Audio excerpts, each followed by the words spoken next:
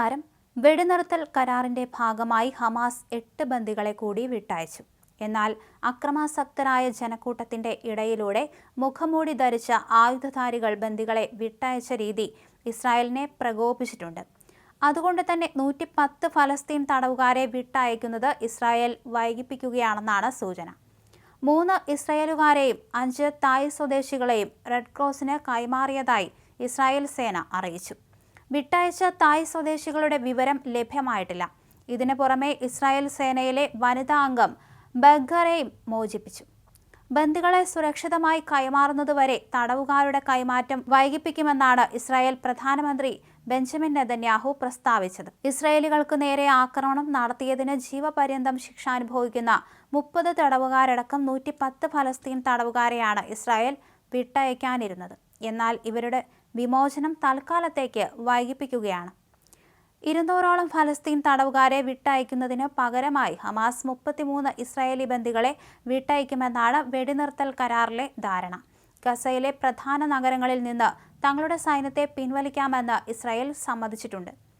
വടക്കൻ ഗസയിലെ ജബാലിയയിലെ ദുരിതാശ്വാസ ക്യാമ്പുകൾക്ക് സമീപത്ത് വച്ചാണ് ആദ്യ ബന്ദി ഇസ്രായേൽ പട്ടാളക്കാരി അഗംബർഗിനെ റെഡ് ക്രോസിന് കൈമാറിയത്. മണിക്കൂറുകൾക്ക് ശേഷം മറ്റൊരു നഗരമായ ഖാൻ യൂണീസിൽ വച്ചാണ് മറ്റുള്ളവരെയും കൈമാറിയത്. രണ്ടിടത്തും വൻ ജനക്കൂട്ടത്തിന്റെ സാന്നിധ്യത്തിലായിരുന്നു കൈമാറ്റം. 29കാരിയായ ആർബേൽ യഹോഡിനെ ആൾക്കൂട്ടത്തിനിടയിലൂടെ ആയുധധാരികൾ നയിക്കുമ്പോൾ അവർ ആകെ പരിഭ്രാന്തരായിരുന്നു. ആർത്തു വിളിക്കുന്ന ജനക്കൂട്ടത്തെ തള്ളിമാറ്റിക്കൊണ്ടായിരുന്നു കൈമാറ്റം. ഹമാസ് നേതാവ് യഹ്യ സിൻവാർ കൊല്ലപ്പെട്ട കെട്ടിടത്തിന് മുന്നിൽ വച്ചായിരുന്നു കൈമാറ്റം.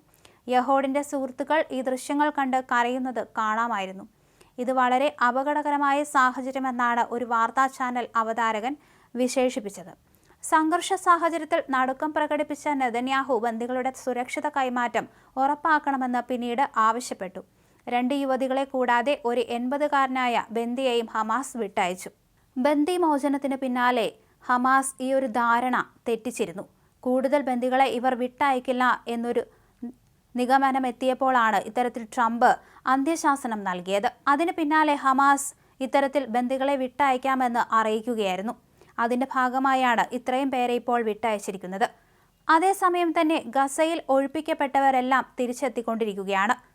പൂർണ്ണമായ ഒരു സുരക്ഷിതത്വത്തിലേക്ക് തന്നെ ഗസ കടന്നിരിക്കുന്നു എന്ന് പറയാൻ സാധിക്കാത്ത ഒരു അവസ്ഥയുമുണ്ട് അവിടെ.